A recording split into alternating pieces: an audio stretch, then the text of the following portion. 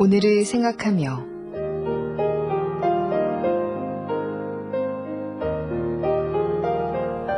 이 시간 말씀에 경기도 고양시 덕양구 성사동 신정교회 나영훈 목사입니다. 요즘 가을 하늘이 참 푸르고 아름답습니다. 그 아름다움을 피부로 느끼기 위해서 며칠 전 동료 목회자들과 함께 등산을 다녀왔는데 지금까지도 피곤합니다. 솔직히 표현하면 피곤한 정도를 지나쳐서 다리가 말을 듣지 않을 정도로 힘듭니다.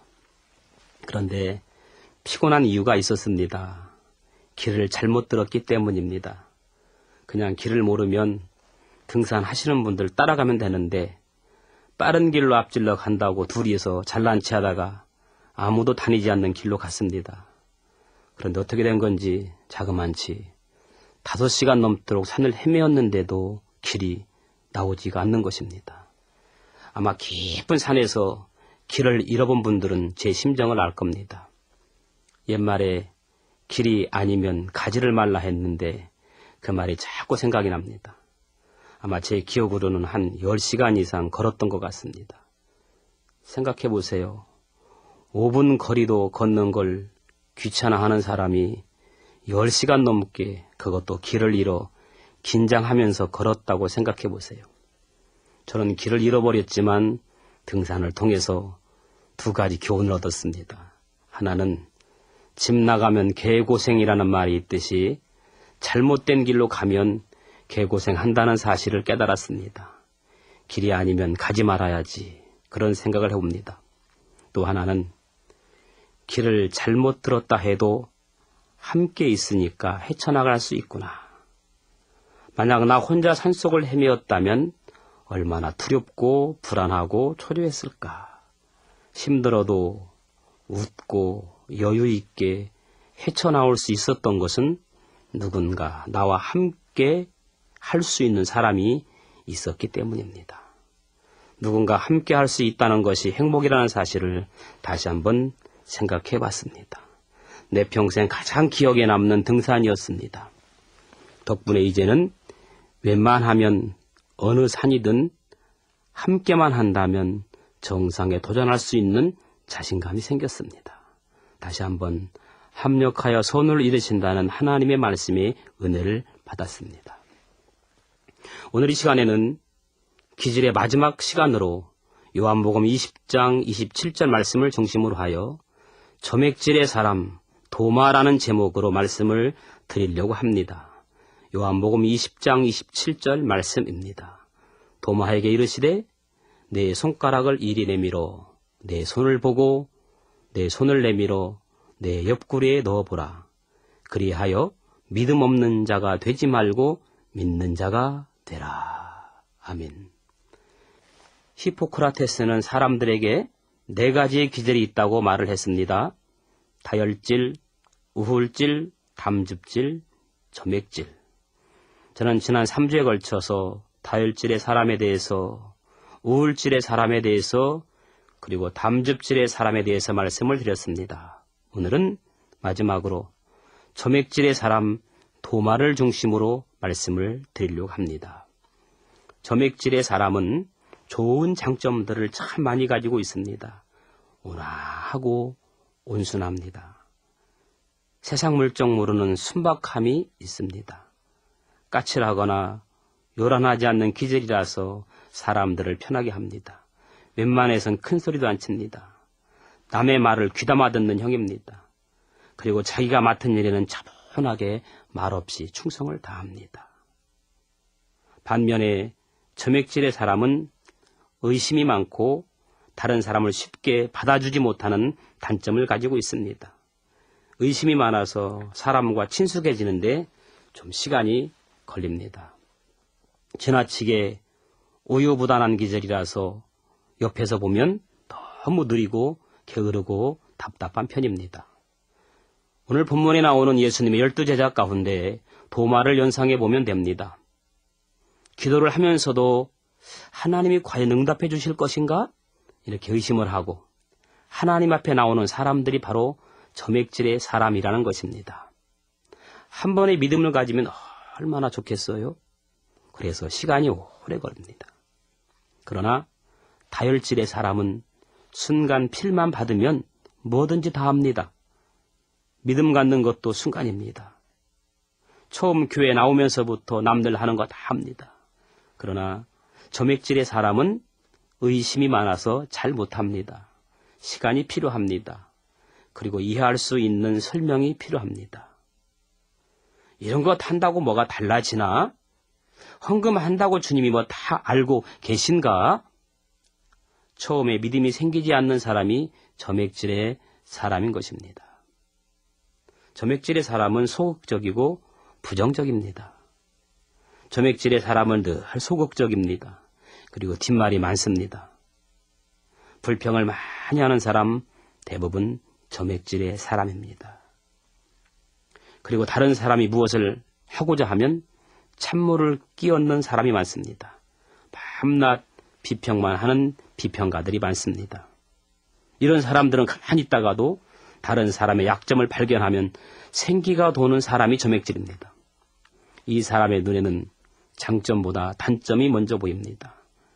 칭찬에 아주 인색합니다. 창밖의 햇빛을 먼저 보는 것이 아니라 창밖에 햇빛에 비치는 먼지를 먼저 봅니다. 이러한 기질의 사람은 반드시 예수 안에서 거듭나서 고쳐지고 다듬어져야 합니다. 이런 사람이 예수 안에서 다듬어지고 고쳐지기만 한다면 정말 훌륭한 사람이 될 수 있는 것입니다. 점액질의 사람은 새로운 것을 별로 좋아하지 않습니다. 새로운 것을 받아들이지 못합니다. 소극적이다 보니까 결과에 대한 두려움이 많습니다. 맡은 일에는 충성을 다하지만 그러나 창조적인 일은 하지를 못합니다. 그래서 언제나 발전이 없습니다. 언제나 제자리 걸음만 하는 사람의 특징이 바로 점액질의 사람인 것입니다. 교회에서 무슨 일을 계획하고 추진하려고 하면 그런 거 쓸데없이 돈 들여 뭐 일을 벌이냐고 반대를 하는 사람이 점액질입니다. 그런데 하나님은 점액질의 사람을 큰 그릇으로 사용하기를 원하십니다. 그러면 점액질의 사람이 큰 그릇이 되려면 어떻게 해야 하는가? 하나님이 그 방법을 가르쳐 주셨습니다.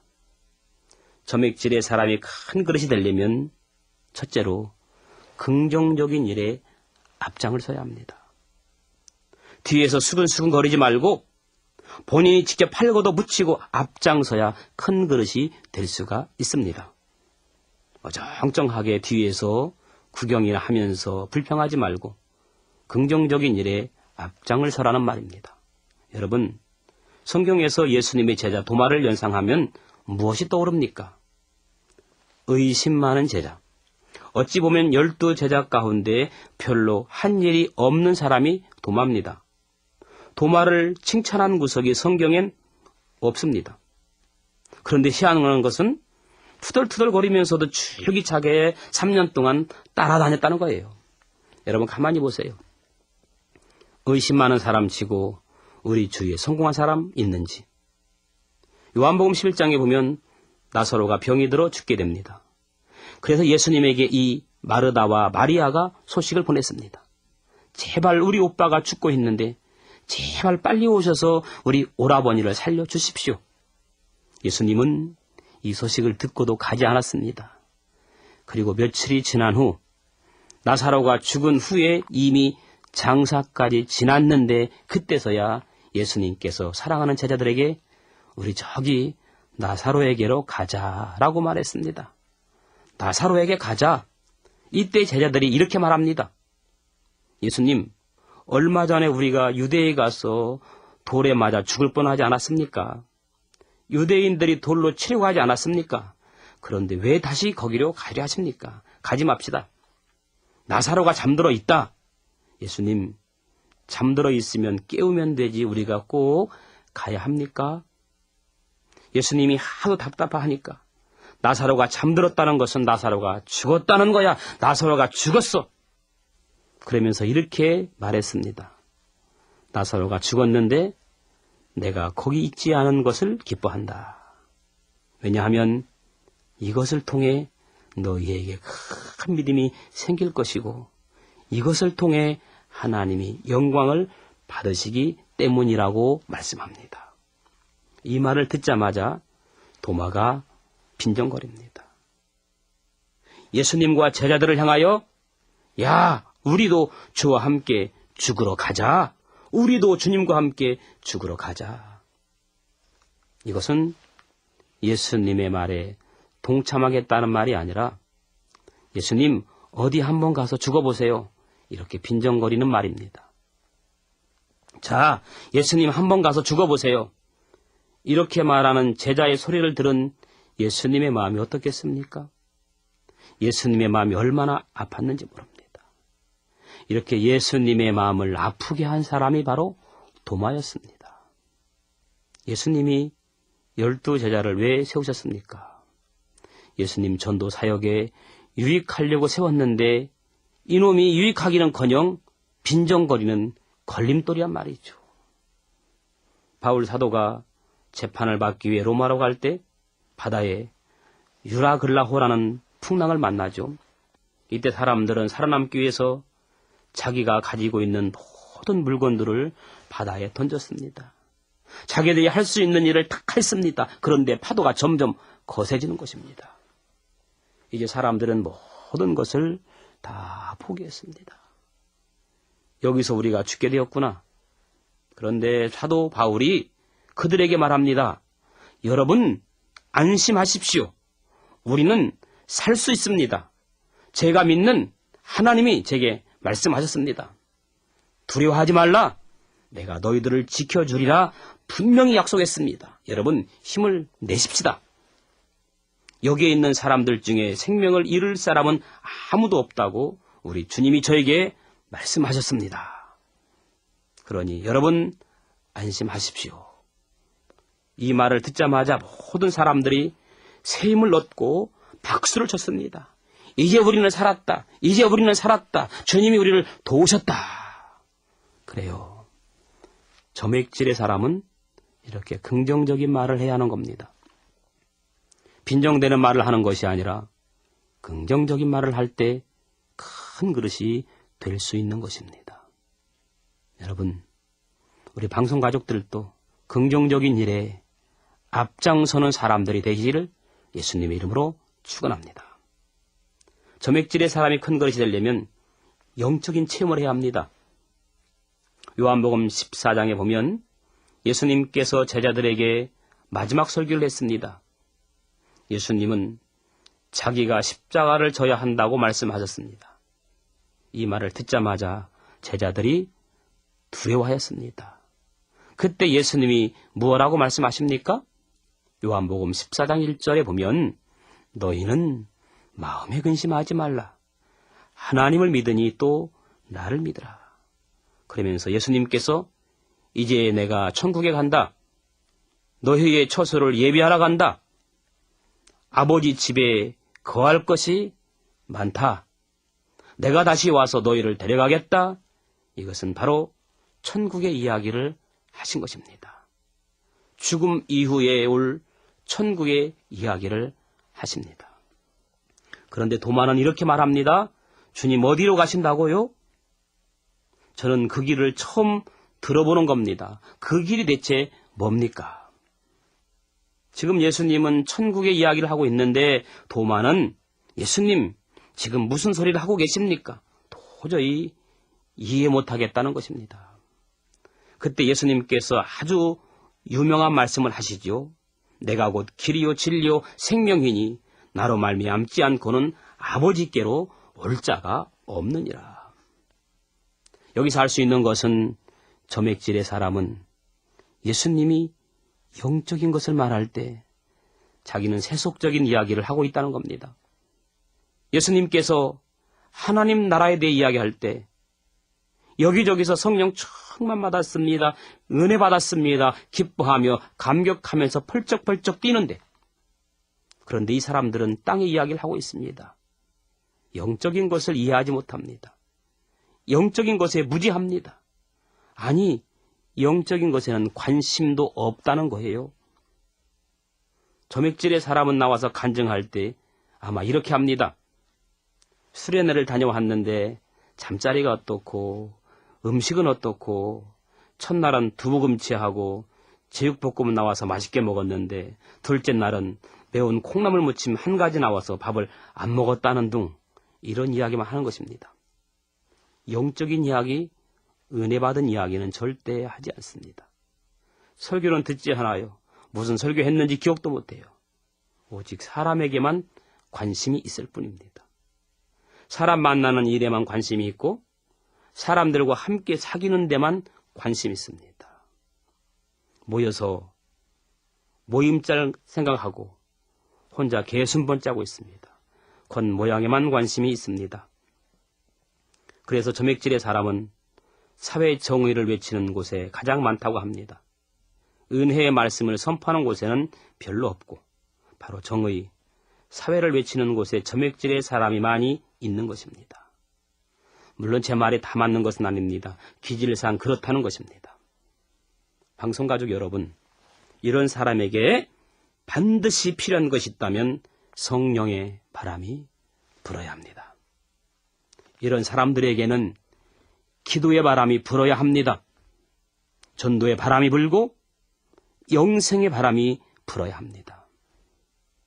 점액질의 사람들에게는 특별히 성령의 회오리 바람이 한번 불어쳐야 합니다. 도마는 마가의 다락방에서 성령을 받습니다.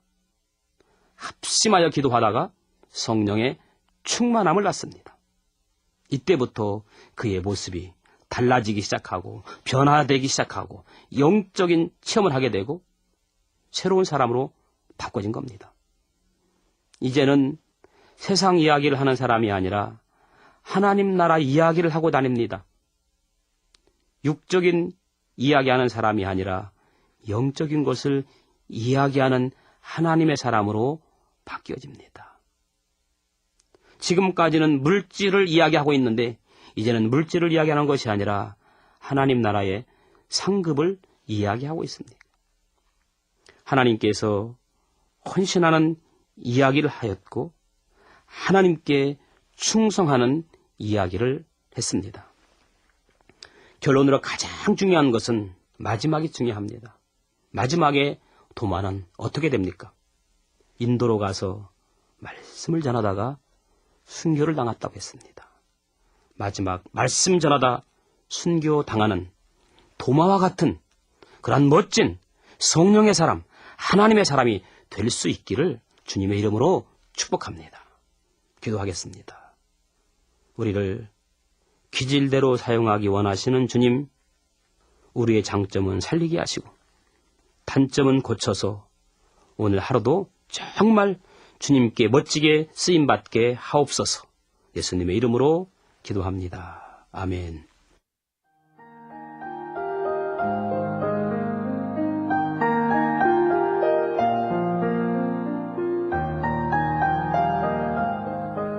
오늘을 생각하며 지금까지 말씀에 경기도 고양시 덕양구 성사동 신정교회 나영훈 목사였습니다.